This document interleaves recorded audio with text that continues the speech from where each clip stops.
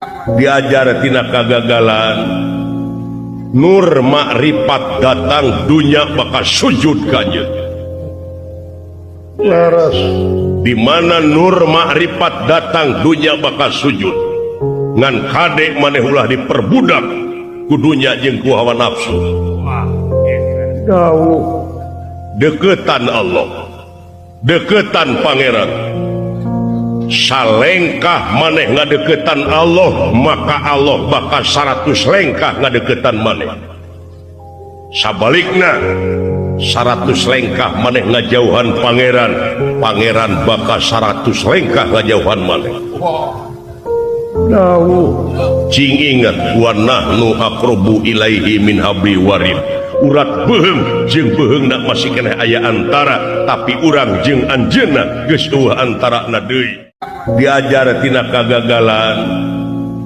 nur makrifat datang dunya bakal sujud kanjeun laras di mana nur makrifat datang dunya bakal sujud ngan kade maneh ulah diperbudak ku dunya jeung ku hawa nafsu jauh deketan Allah deketan pangeran salengkah maneh ngadeketan Allah maka Allah bakal 100 lengkah ngadeketan maneh sabalikna 100 lengkah maneh ngajauhan pangeran pangeran bakal 100 lengkah ngajauhan maneh jauh cing ingat wa nahnu aqrabu ilaihi min habli warid urat beheung jeung beheungna masih keneh aya antara tapi urang jeung anjeunna geus eueuh antarana deui diajar tina kagagalan nur makrifat datang dunya bakal sujud kanjeun laras di mana nur makrifat datang dunya bakal sujud ngan kade maneh ulah diperbudak ku dunya jeung ku hawa nafsu jauh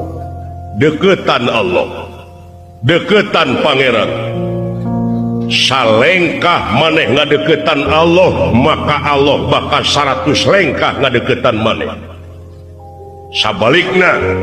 100 lengkah maneh ngajauhan pangeran pangeran bakal 100 lengkah ngajauhan maneh jauh cing ingat wa nahnu aqrabu ilaihi min habli warid urat beheung jeung beheungna masih keneh aya antara tapi urang jeung anjeunna geus eueuh antarana deui diajar tina kagagalan nur makrifat datang dunya bakal sujud kanjeun